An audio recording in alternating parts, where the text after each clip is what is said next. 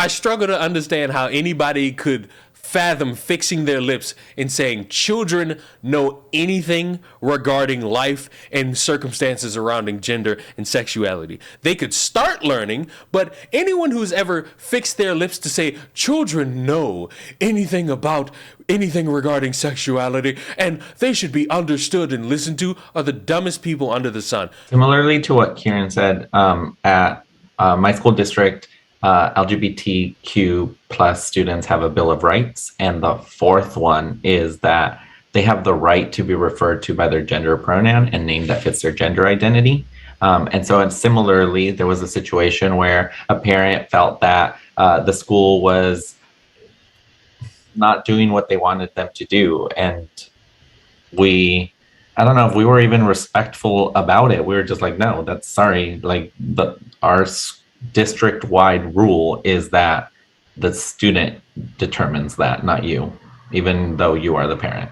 I will often know that they are transgender from the moment that they have any ability to express themselves, and parents will often tell us this.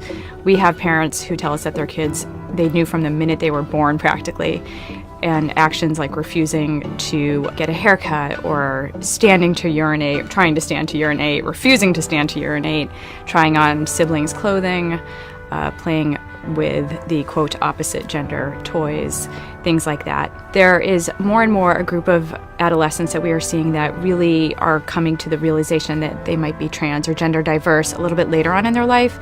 So what we're seeing from them is that they always sort of knew something was maybe off and didn't have the understanding to know that they might be trans or have a different gender identity than the one they had been assigned. So that is a growing population that we are seeing, and that's being recognized as being trans and able to be treated. So most of the patients that we have in the GEMS clinic actually know their gender, usually around the age of puberty, but a good portion of children do know as early as seemingly from the womb, and they will usually express their gender identity as very young children, some as soon as they can talk. They might say phrases such as I'm a girl, or I'm a boy, or I'm going to be a woman, or I'm going to be a mom. Kids know very, very early. So in the GEMS clinic we see a variety of young children all the way down to ages 2 and 3, and usually up to the ages of 9. When they come into the clinic, they'll see one of our psychologists, and we'll be talking to them about their gender. We'll be talking to their family about how to best support that child and how to make sure that that child has the space and support to explore their gender and do well throughout their development. And we'll be answering any parent questions. A lot of parents do have questions, and so we answer those questions. The biggest piece of advice I give parents who are coming through the gender clinic at Boston Children's Hospital is to just be supportive. Sometimes you might not understand, sometimes you feel like you don't know the terms, or you don't kind of get exactly what the child means when they say that they might be this gender, but the biggest thing you can do is just love your child and support them and just allow them to express themselves. That's the biggest protector as well against negative mental health effects such as depression, suicidality, anxiety that we worry about for our gender diverse kids and young adults. So that support from a parent is one of the best protective factors and one of the best things. Children barely know anything. They have to learn life. So when I sit here and see a trans woman talking about their child, not referring to them as mom, I just have to laugh hardly. This Mother's Day is especially significant for me because it's the first Mother's Day that I am celebrating since coming out as trans and starting HRT. Good for you. So it's kind of special. At church this Sunday morning, they gave all the moms carnations and letters saying Happy Mother's Day, and I was happy to be a recipient of one of those. In the name of the Father, the Son, and the Holy Spirit. I took it home and showed my daughter, and who is 8. An 8-year-old. An 8-year-old, once again, perfect freeze frame by Leon here. Leon the freeze framer. But an 8-year-old. Now, class, I don't know if you know this about 8-year-olds, but they're pretty dumb. They don't know the world. They barely know anything. Their goal, especially if you're an 8-year-old daughter, is Barbie, skirts, tutus, maybe tap dancing, makeup, nails, Hello Kitty, not anything regarding gender. Okay? Are we clear on that one? Good. I'm glad we are. She said, but you're not a mom. I said, well, yes, I am. And she said, no, you're not. And the reason she said that is because my wife doesn't allow her to call me mom. I'm known as parent. So not dad, not mom, just parent, which seems kind of makes me sad. I wish she would call me mom, but she doesn't. So I said to her, well, I'm a mom, whether you acknowledge that or not. I am still a mom.